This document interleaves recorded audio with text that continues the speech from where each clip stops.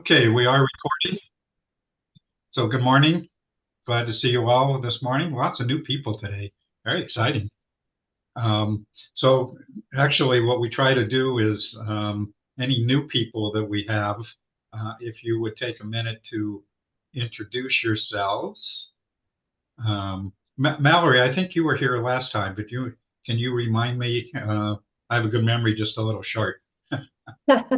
No, yes, I was here. I guess it wasn't last week. It would have been the week before, since last week was the 4th. Yeah, I work with Consortia Consulting. We're a telecommunications consulting firm. We're working with a lot of tribal entities to work on getting the digital equity grants, get their projects, write the grants, doing a lot of that kind of work. great, thanks. And Paul, we're going to introduce you a little bit later. Jonathan, you've been here. Nicole. Anybody else that's new today that I'm missing? Hey, good Yeah, morning. My name is Anthony Garcia. I'm a network administrator with the town of Oro Valley. I'm joining because there is a plan to install a fiber ring here in Pima County, and Oro Valley is part of Pima County. So I figure any information that's pertinent to that would affect us. So yeah. sounds good. Okay. So, as usual, anybody else that I've missed? Okay. So, as always, I'd like to thank our sponsors: Care First Health Plan, Karen Ziegler Consulting Services, Valley Telecom, Khajiit, and Triad Wireless. So, thank you guys.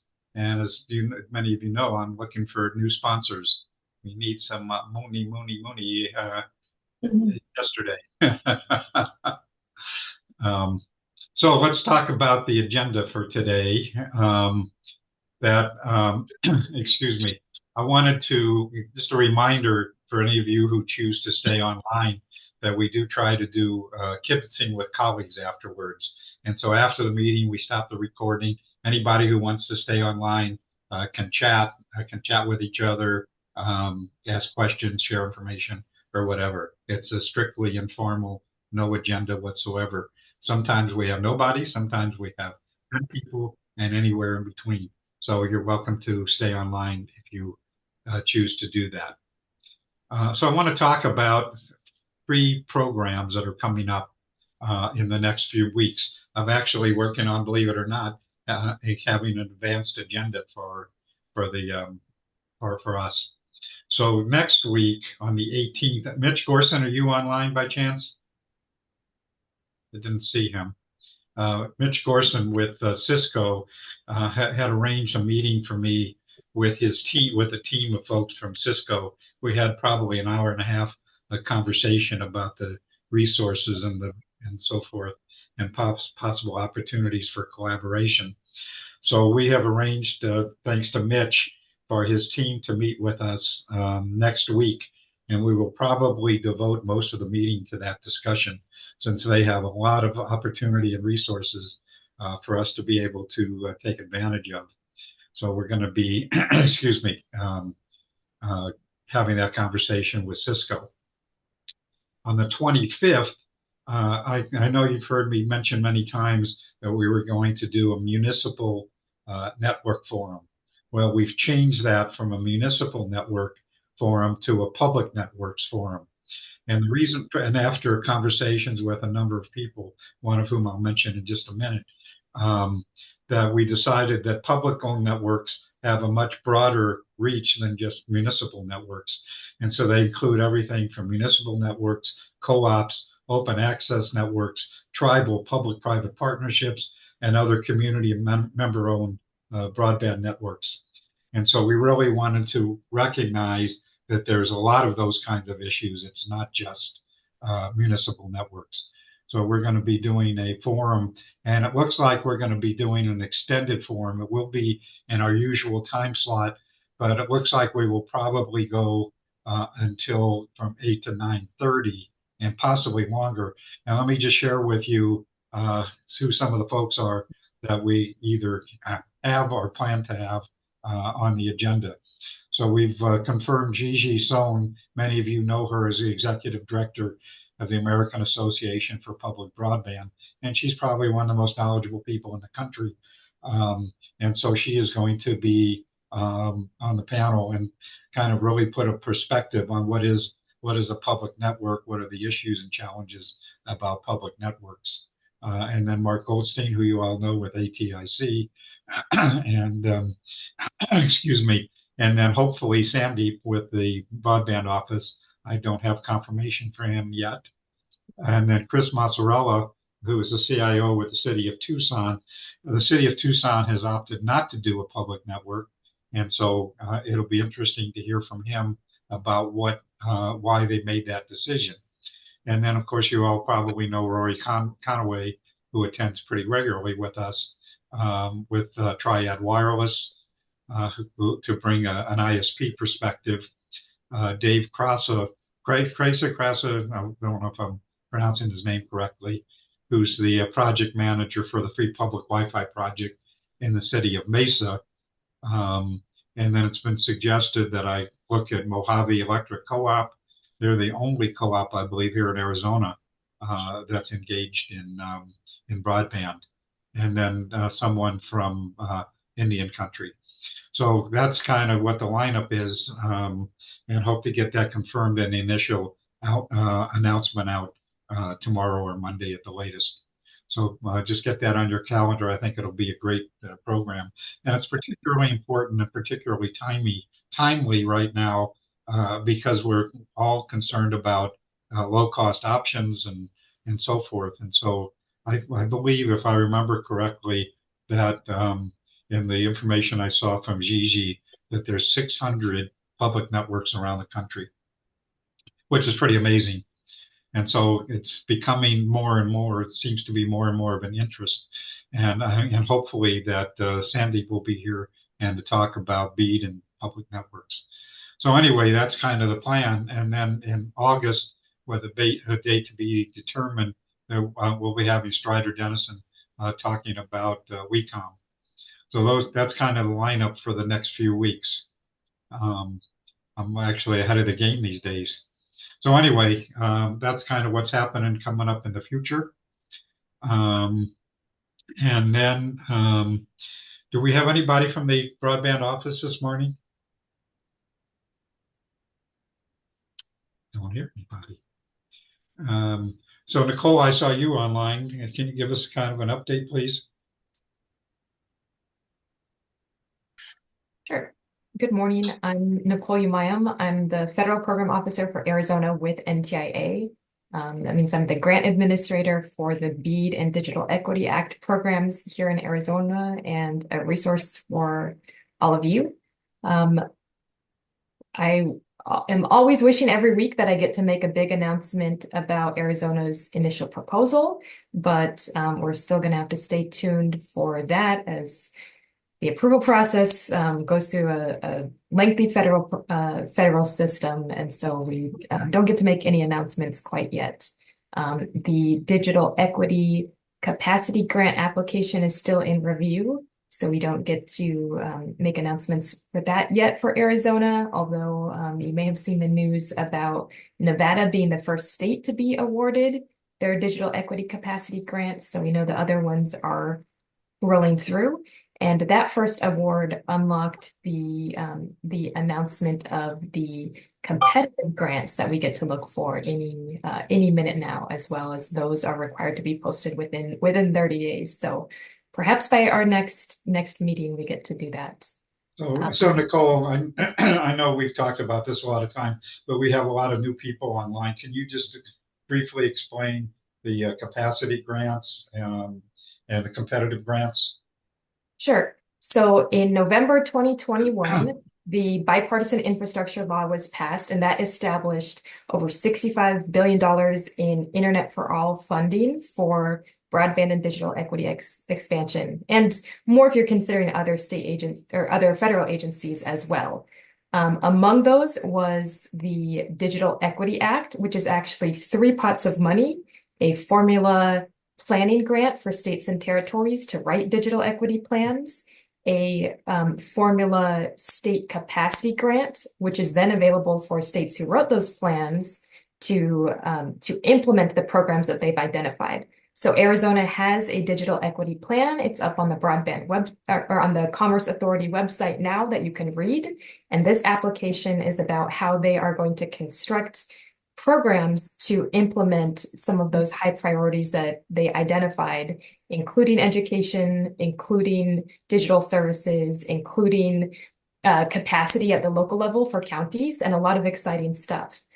The third pot of money with the Digital Equity Act is what's called the competitive grant. This is funding available for all sorts of different types of applicants, from school districts, local governments, nonprofits, higher education. Everybody who's not those state agencies that got the capacity grant can apply for this money to further their own digital inclusion work. And so that NOFO has not yet been released, but those projects are expected to be funded at between $5 to $10 million over a series of 4 years for those project periods. So dreaming pretty big for some of these projects that would work in tandem with the state programs.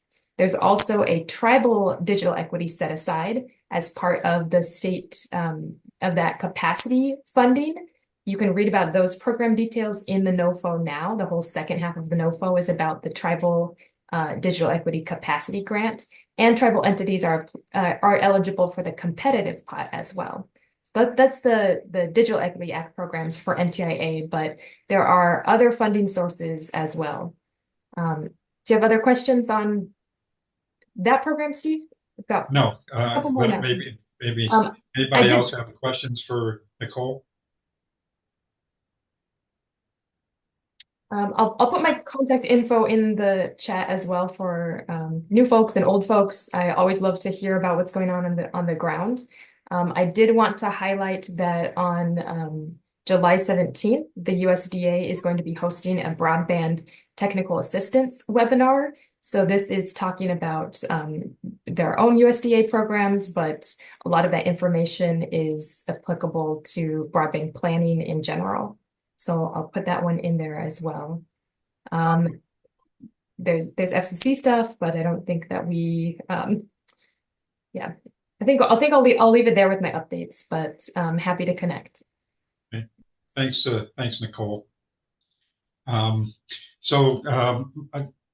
Moving on, Brenna, I see you're here this morning. We haven't seen you for a couple of weeks. Can you introduce yourself, please, and maybe give us an update on what's happening in Congress these days? Hey, Steve. Yeah, I know it's been a minute since I've been on. For everyone who I haven't spoken to, my name is Brenna Leeser. I'm a tech policy counsel with Common Sense Media. We've been tracking a lot of the federal efforts, particularly aligned to ACP. So just as a general update on that, since before the July 4th holiday, kind of the last, I think that a lot of people heard was the subsequent failed introduction of, or I guess markup of, the Campbell Spectrum bill that included funding for ACP. The most recent update is that on the House side, that Representatives Budzinski and Kerry are planning to introduce a House companion legislation to the Lujan Senate bill for ACP. That was supposed to come out today. It might be a little bit delayed till tomorrow or maybe early next week. They're essentially just trying to get bipartisan, like equal numbers of Republicans and Democrats on board, trying to get six Republicans, 6 Democrats on board before they introduce it. But that'll be mirroring the Lujan bill for ACP for additional funding. And I think the long-term strategy is to get that bill or that language attached to the this year's NDAA, the National Defense Authorization Act, since that there's language in there about like national security and spectrum allocation. So that's the latest update. But until it gets introduced, I guess we will have to wait and see how it goes. So, Brenna, are you tracking also the discussions about the Universal Service Fund and changes and people wanting to do away with it and all kinds of stuff like that? At a high level, I am, but the majority of my work has been taken up by ACP. I don't know if Alana, if you have any more info about USF. No, not on Steve, I can check with Amina. She's been following that pretty closely. So I can check with her and try to get something over to you, Okay. maybe for your newsletter. Yeah. Yeah. Going changes day by day, as we know with Congress at this point. Okay. Mark, I saw you just that you added into the chat about the Tech Council report. You want to just make a quick comment about that, please? Sure. Thanks, Steve. Mark Goldstein. So, a number of us, Ron Schott and John Kelly and I in particular, represent broadband interests at the Arizona Technology Council Public Policy Committee. They publish an extensive, award-winning annual state and federal public policy guide. I've authored the broadband and fintech, financial technology, and AI and other sections for many years, and so have always worked with ATIC cohorts in an annual review. That review was done. The deadline was much earlier this year, but the final draft, after several iterations, acknowledging the people I listed in particular in the chat, is in, and still welcome comments. There will be a kind of final polish review happening from professional editors, and I'm often offered one more chance for tweaks on it, but I think it's shaped up pretty well. There was a lot of pressure to make it more concise. Those of you that know me, I can be wordy, perhaps. But it came out well. I invite you to download it. Here, it's not available on the web, but will be part of the published guide in about 2 months. Okay, thank you, Mark. And Mallory, I just saw your note. So you've been following the USF. Do you want to talk about that for a minute? Excuse me, sure. There's not a lot. I'm not sure, since I am rather new to the call. I'm not sure where everybody is at on that. At this point in time, everything's kind of stalled. They still have some cases in some of the smaller courts, but where the Supreme Court denied wanting to listen, they said that there wasn't. I believe it was that the plaintiffs did not have the correct standing to challenge the case that was taken up with them. And so they, because of that, the other cases in the lower courts have kind of stalled, waiting to see kind of what they can do to try and change their case enough that it can continue on to the Supreme Court. But at this point, since the Supreme Court said they agreed with the lower courts, or didn't agree, but said that they weren't going to take it up, so far USF appears to be in an okay position. So Mallory, can you, since we do have a lot of new people, many of them probably know what USF is, but can you explain USF quickly, please? Yeah, so the Universal Service Fund is how telecom companies can get their funding. For the ILEC companies, there is a small charge on everyone's phone bills, their cell phones, etc. So everyone pays into this fund, and then it is distributed to phone companies in order for, the idea is that especially rural high cost areas can have funding to help them serve all of these areas that probably there's not much of a business case. So you want to explain also that the USF funds the E-rate program? Yeah, so the USF funds a lot of the different programs that you're hearing about. Actually, a lot of the large programs that are coming out right now are coming out from Congress. They're mandating it, like BEAD and some of those. But the USF funds, oh goodness, what all did they fund there? So if you're, a cost company that funds that, you have all of the, like what Steve just said. Pretty much most of the stuff that comes from the FCC is going to be funded by the USF in some fashion. So I've seen that there's some discussions and some bills being discussed, and who knows what will happen with Congress these days, of trying to get big tech to contribute to USF, and maybe broadband providers and all kinds of stuff. You know anything about any of that? I mean, it's not necessarily something new. It's something they've kind of been trying. Sometimes it's included in with the um, net neutrality stuff, but it comes and goes. Does tend to be a political issue, depending on what party is in charge, kind of controls whether or not we're hearing about it. But the idea would be that those large companies have to contribute so that not the amount that individual consumers are contributing would be lower.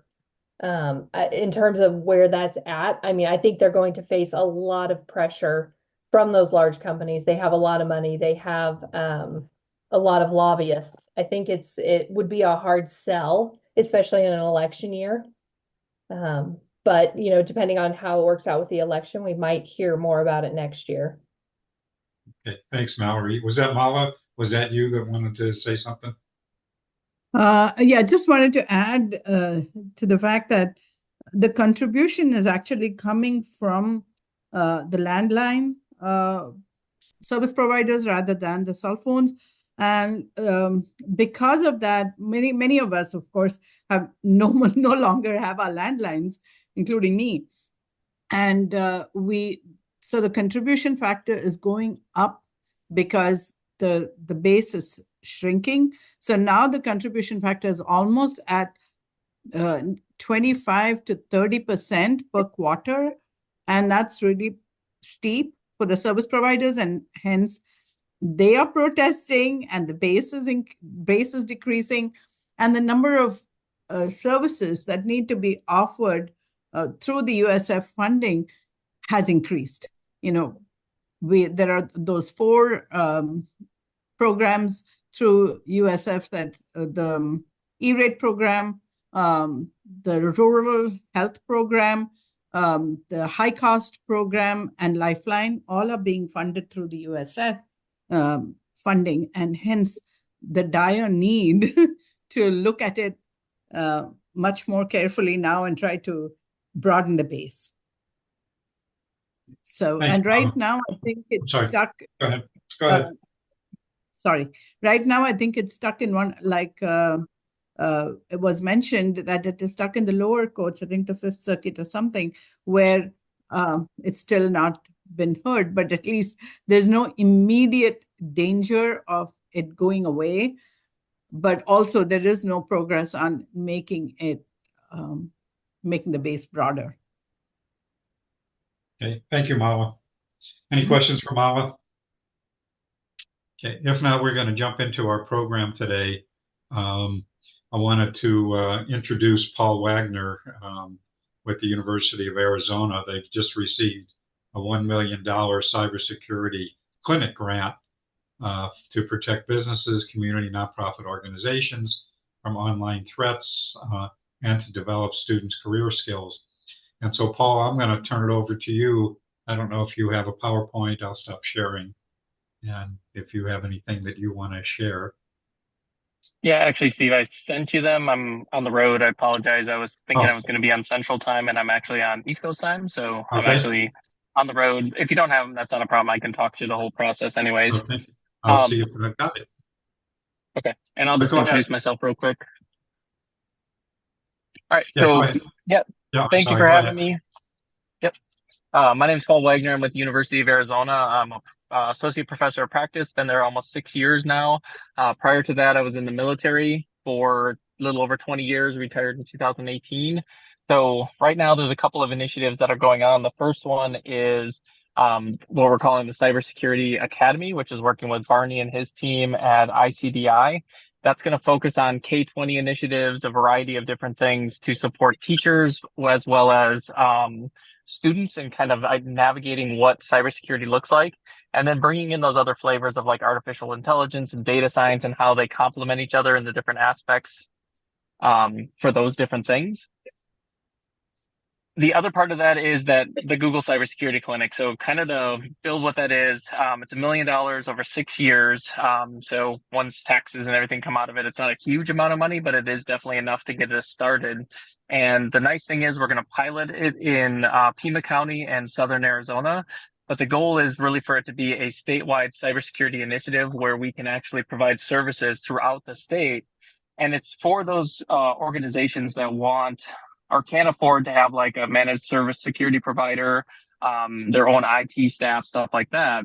So the idea is we'll come in with these nonprofits, governments, small utility companies, K-12 school districts and stuff like that to be able to provide those risk assessments to see what's going on, and then to provide our recommendations and mitigations. We're working with other partners. We're looking at building out a regional SOC format, working with Ryan Murray and his team. So that'll be a model once we get everything established, what the procedures, agreements, and all that kind of stuff, and how we can expand that. They're looking at 4 to 5 regional SOCs across the state to provide those kind of services as part of the mitigations. And then the last part of that is looking at developing student-led IT services. So again, coming back in kind of that clinic model like you would see for like legal clinics or healthcare clinics that are low, no cost.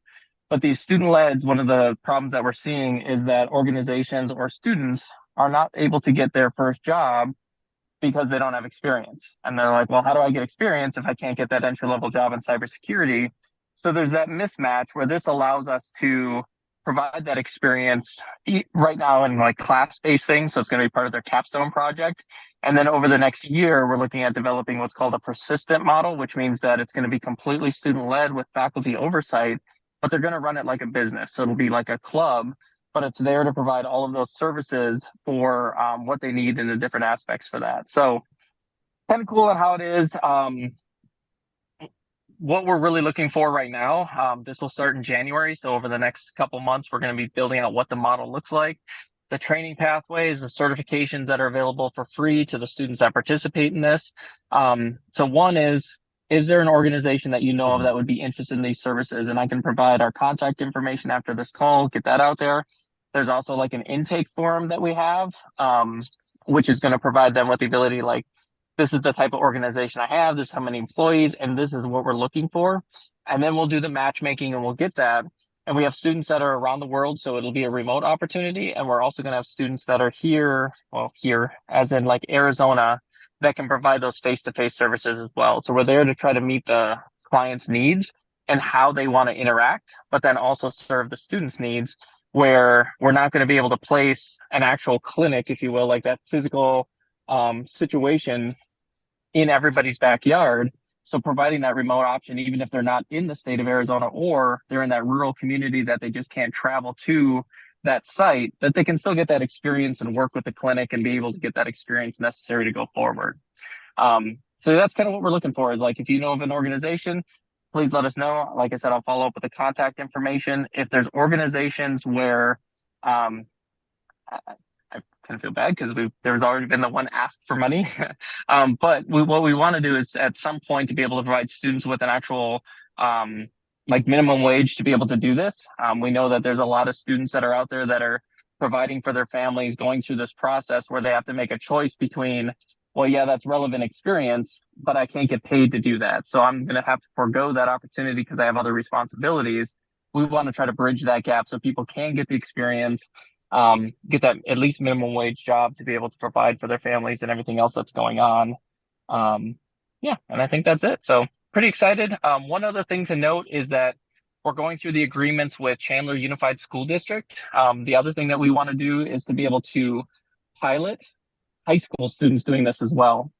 So that's working with Janet and her team over at Basha High School. It looks like it's going to be part of their CTE program, part of their the internship requirement that goes along with that.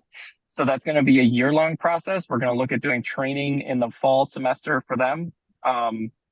So they'll get the Google Cybersecurity Cert.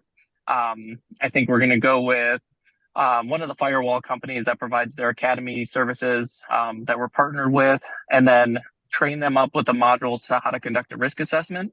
And they're going to do that for the school district. So that's kind of the plan. We'll see how that one goes, but I think that's a really interesting, it's unique because nobody else does that of all the clinics that are across the country. they're not in the high school level. And I think that's important for our high school students as we grow these cybersecurity programs and stuff like that. So I know that's a lot. I'll pause. If you have any questions, I did share your what can I answer? presentation, by the way, Paul. I did find it. Okay. Appreciate it. Questions for Paul? This is Sharika. I have a question in regards to when you say organizations, are you talking about businesses that need the tech support? And then does those organizations have to pay to be a part of this program? Because I know U of A Yes. does have another program where organizations have to pay to be a part of it. Yeah, so, and I want to be careful with the term tech support because that can mean a lot of different things. So the clinic is funded to do risk, vulnerability assessments, and security awareness training. So just those three aspects. The IT services and the SOC is two separate initiatives that we're building out. But the idea behind all of this, initially, at least from the UA Paul standpoint, is all free to the client. That's where the Google funding comes in. Students are getting their experience. Once we get to that kind of persistent model, we may have to reevaluate it because if organizations aren't, we can't find sponsors, we can't find donors to kind of run the clinic. Well, then it may be those low cost solutions or at cost solutions to be able to provide the students with the ability to get that $15 an hour or whatever it is. Right now, most of the other clinics are through either donor funded grant opportunities, stuff like that. But that's where it is. So those three services, the risk assessment, vulnerability assessment, and security and awareness training, free of charge to anybody that wants to do it. Small businesses, it's those that actually have a need.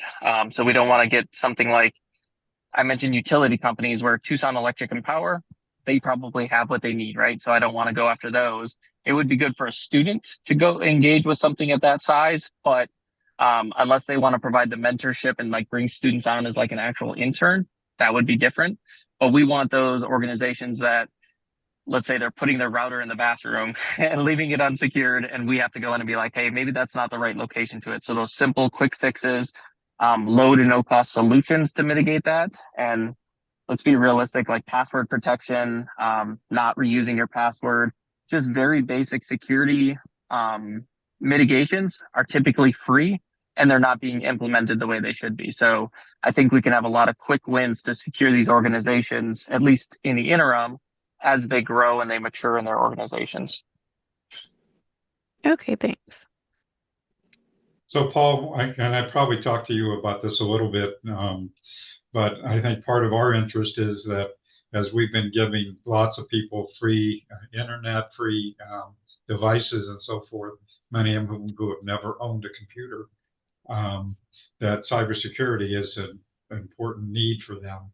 And I don't know if there's some opportunities there for us. And particularly, I like the idea, and we've had some people comment about this previously, about having students help with doing that kind of outreach and helping in addressing that need.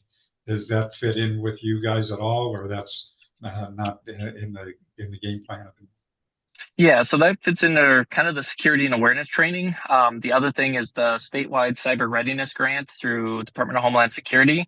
That's another piece that we're partnering with because there's a lot of organizations that don't know that the state is providing these free enterprise level services or equipment. So that's another piece too. It's like, great, you're handing a 16-year-old a Lamborghini with no driver's license, no risk, no insurance, and like, go ahead and have fun. Let's hope nothing bad happens. The idea is for us to go in and at least inform them of what they need to implement these services, to use them correctly and to be safe. So yeah, that's part of that security awareness and training piece is to go out, engage with the community. We're also looking at as part of every year for Cybersecurity Awareness Month is to go out and have kind of campaigns that are built, get the students out there to engage with their communities. And I think that's kind of that peer relationship where people in the community giving back to their communities is much more valuable than Paul coming out and giving his like professor class lecture kind of situation. I mean, hearing it from these people that are in the organization or in the communities, and I think that gives back. It sees those people as a way of engaging and reaching out. I know where I grew up, I was going to be a farmer. I was going to be a small manufacturing company, or hopefully I could get out and go to college. And I chose the military, and that's the reason that I got out. But I couldn't see anything different. Being a professor at a university was not something that even in the stars for me because I didn't even know that was even an option. So being able to be that example, people being able to see what those opportunities are, I think is also very valuable. So Paul, you heard before when before we actually started the meeting, you have John Haas, who's up in Northern Arizona. We have a number of other people on this call that I think would be very interested in having a further conversation with you, not today, about how we can best collaborate with you. I mean, I know there's several other organizations, many of whom you're probably already connected with, who particularly are working with having students do outreach and so forth. And so it seems to me that bringing folks together and having a conversation would be really helpful. And we've been in conversation with Ryan at Homeland Security and have talked with him and a number of other organizations. Yeah, 100%. Whatever you need. This isn't a Paul. This isn't a UA thing. I'm a terrible representative of the university because cybersecurity is not a University of Arizona problem. It is a statewide, national, global problem, and we all need to come together to kind of work ahead. It's too big for one person or one entity to do. So definitely. Sounds like a plan, so we'll do that.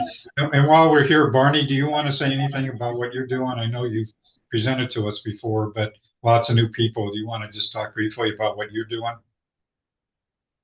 I don't actually have a whole lot of updates. I mean, we got a variety of things going on. As I pointed out, Ash Black is not here because he's working with a lot of students this summer on the AI core, where they're putting a lot of students out into the local industry and getting a lot of AI experience there.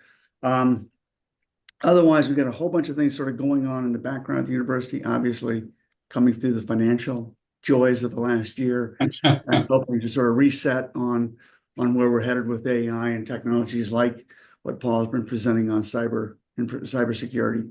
So, okay, thanks, Barney. Sure thing. So, any questions for Paul or Barney? Anything anybody wants to share regarding cybersecurity? This is Mala, Steve.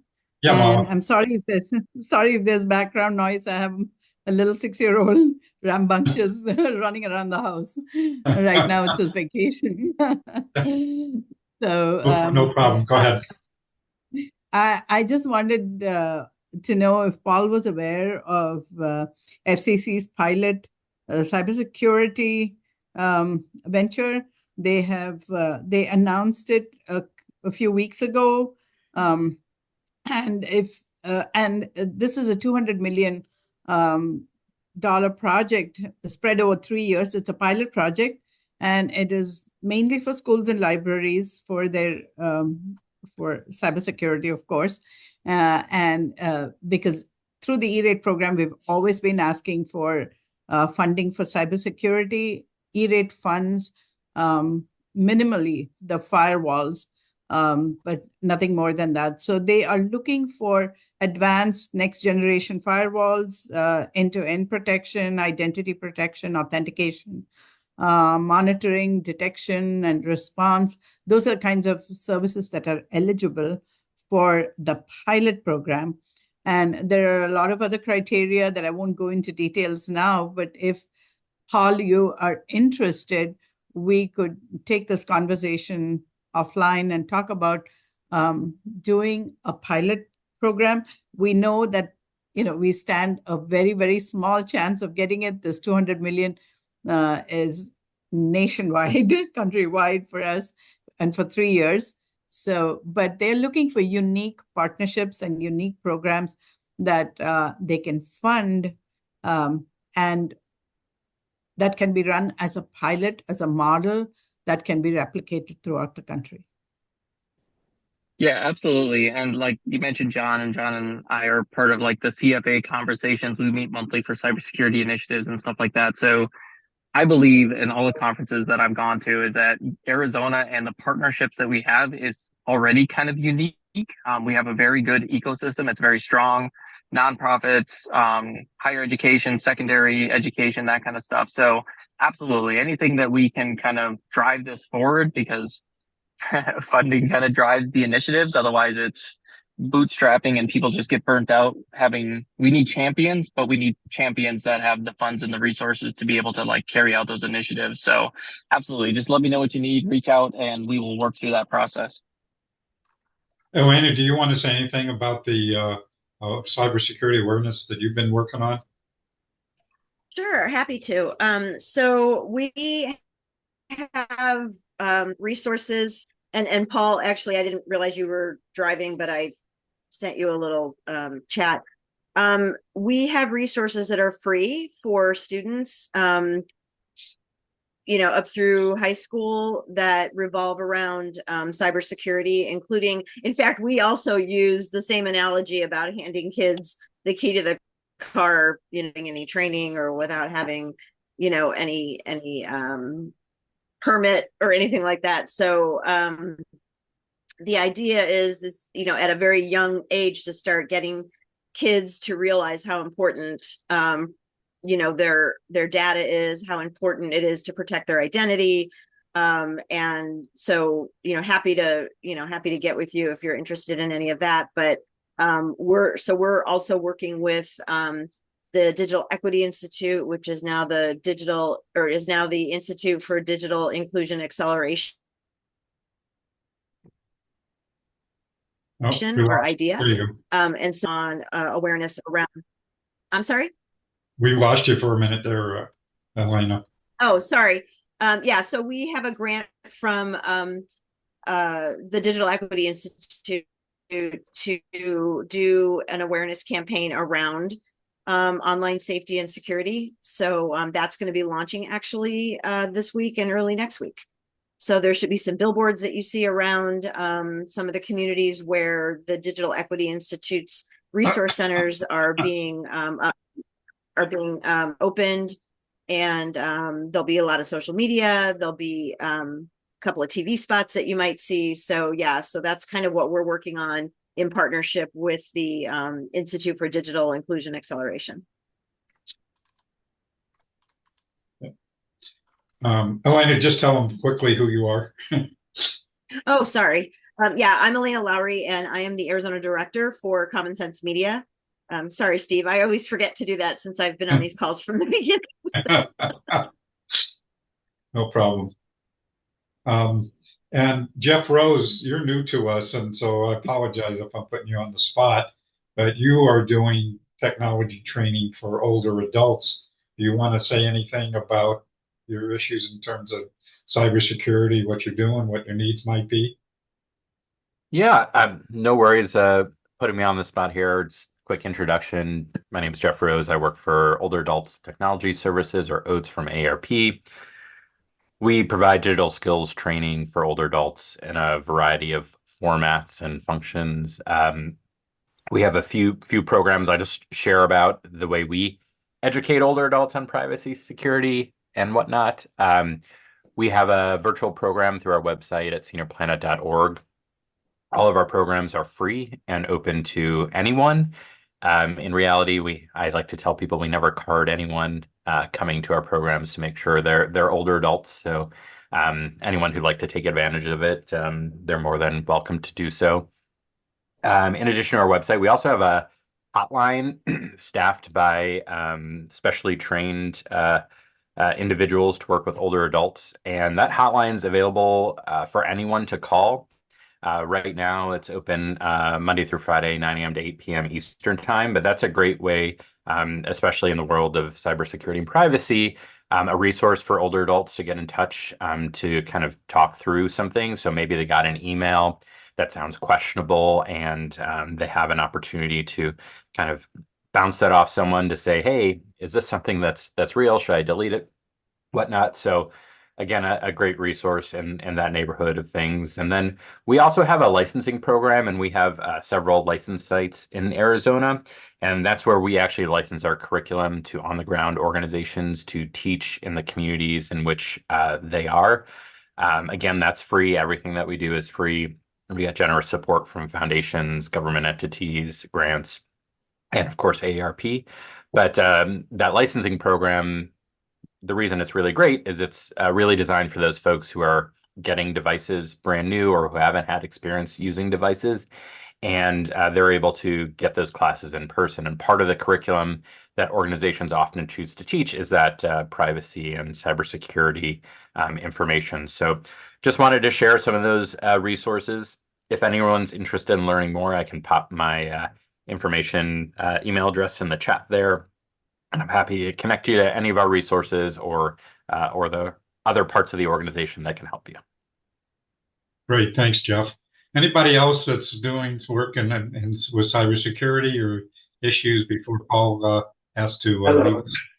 Hey, what was I going to say? Probably a couple things. I let Sophie out, and then she started going crazy by the bird bath and ran downstairs to the. Who is that? Downstairs. Yeah. And I was not sure what was going on. Well, I think one of the baby birds. Probably have to mute Brian Daly. One on the ground, and it couldn't be. Okay, sorry about that. Actually, I didn't want to mute Brian because he was somebody else. Paul Wagner, you still there? I think he may be gone. But Brian Daly is somebody else he might want to connect with. Okay, so I think that's all that. Let's get into just a couple of things. Mala, as I mentioned to you, do you have any other updates, things that are going on?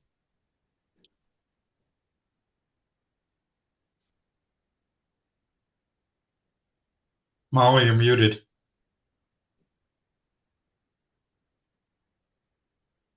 Sorry, that happens at least once in every conversation, right? Yeah, thank you. I'll be real quick. I was at ALA San Diego. ALA is the American Library Association. And sorry, by the way, I'm Mala Muralidharan. I'm the state E-rate coordinator for public libraries. I work for the state library. I was at the American Library Association annual conference at San Diego and presented on a panel on behalf of the E-rate task force, along with Molly O'Connor from FCC and Kerry Hoffman from E-rate Central. They are consulting E-rate consultants. And the discussion was mainly on cybersecurity and hotspots. The hotspots NPRM, the notice for proposed rulemaking, came out while we were there. And so it was a hot topic, the hotspots.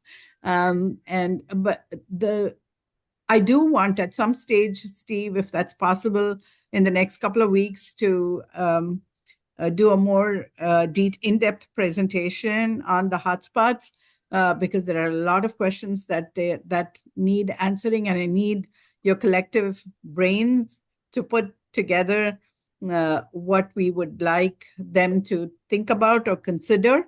But that's, a conversation we can have offline and decide when you can do it and when the NPRM is due. But I spoke mainly on the tribal libraries' participation in the E-rate program. As you know, the E-rate program has a C1, and C2. C1 is internet connectivity to the door, and C2 is the internal connections within a library or school. Most of the tribal libraries do get internet access wherever, we've laid fiber in a lot of places. We are in the process of doing this for Navajo Nation, but they do participate and get their internet reimbursed. But a lot depends on the governance and the structure. Many of them are part of the county library, so they do get funded, or they do apply through the county. The county applies for them on their behalf because they do not have staffing to do that. Many are independent but are supported historically by their tribal government, and those are the ones that really struggle to get to their application. But even more than the C1, the internet access, is their internal connections. It's a whole nother story, because we are kind of at this stage leaving almost $14 million on the table if it does not get utilized by 2026, June 30th. The C2 budget is on a 5-year life cycle, and you can apply anytime during those 5 years. The multiplier is based for libraries, it's based on the square footage.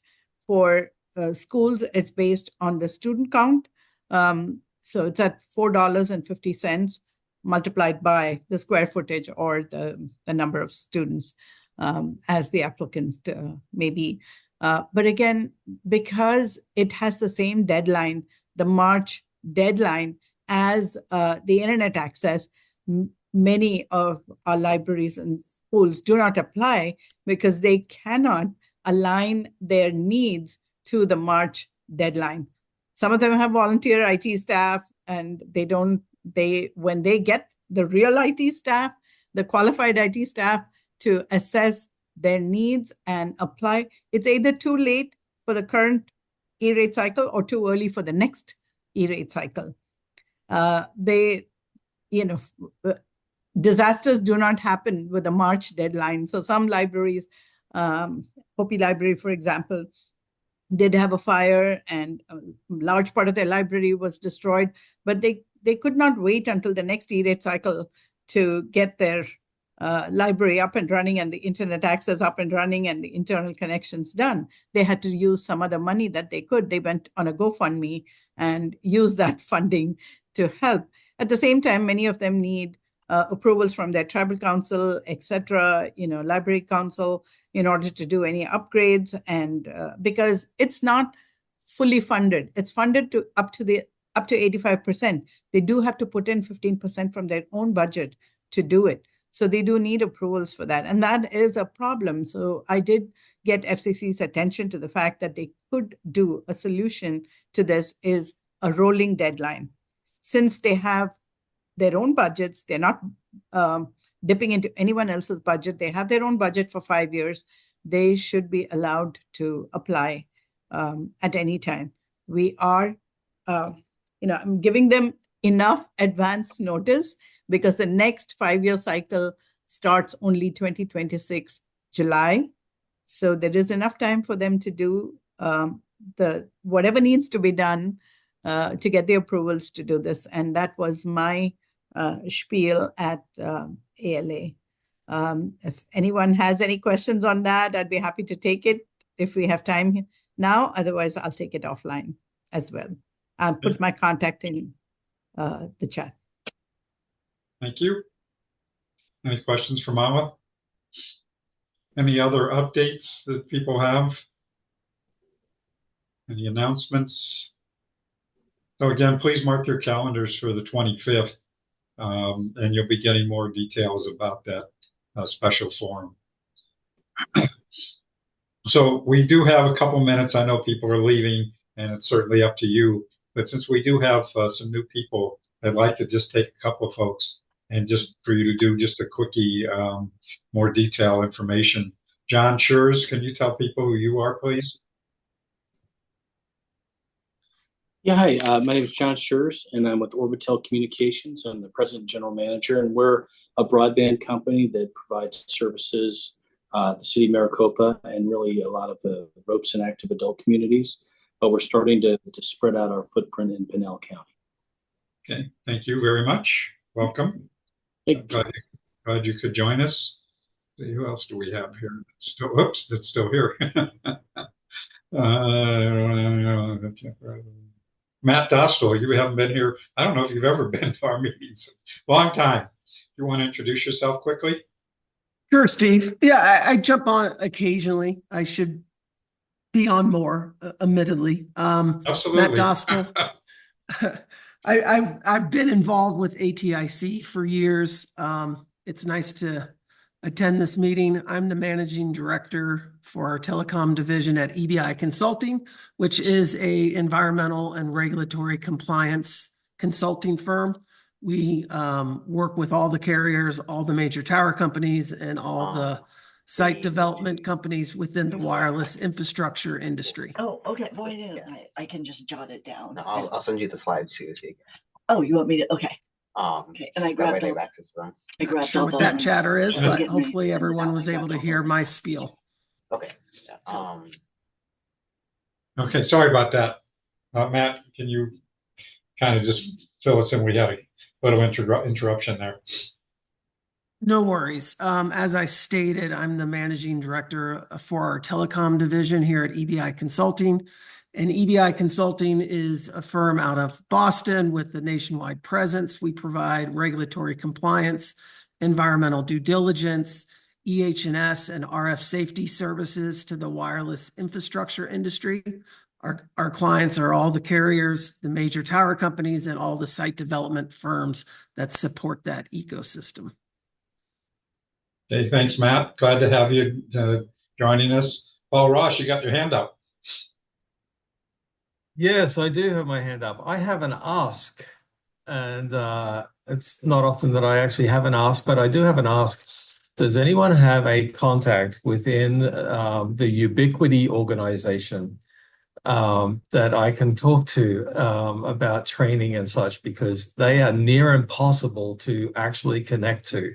And I have been trying for over a year, and nobody seems to want to return any calls or emails or form submissions. So I know there's a lot of people here who have different connections, but I'm looking for somebody inside of Ubiquity that I can actually have a conversation with.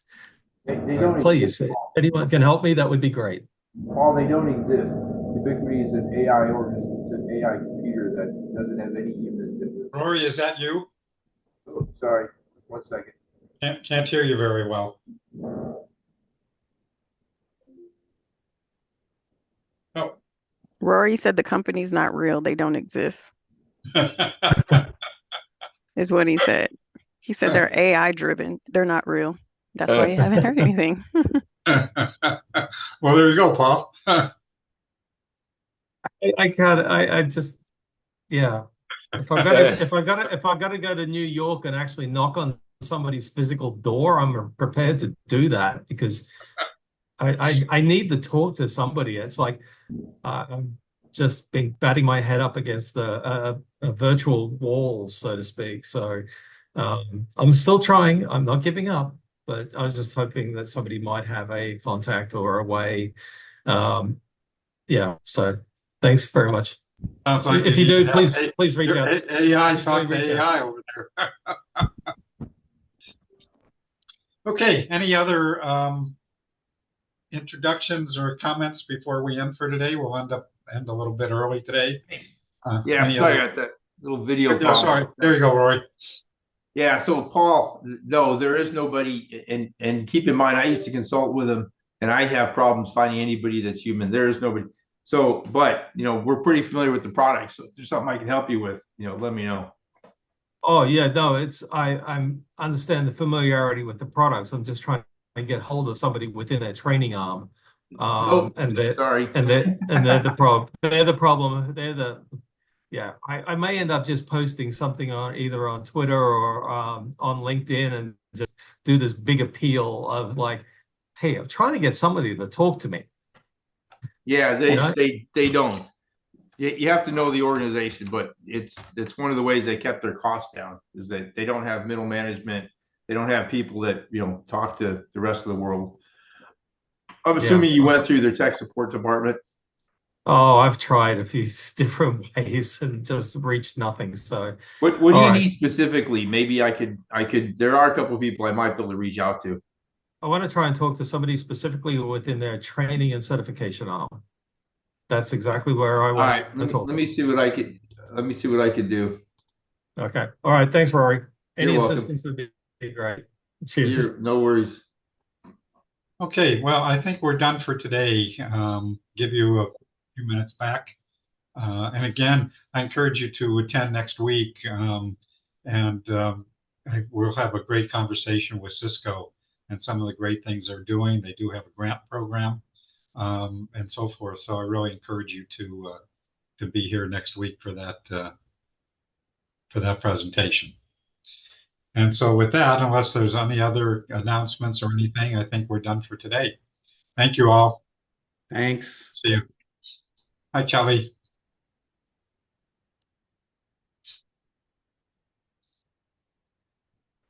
Thank you. Have a wonderful day. Thank you, Steve.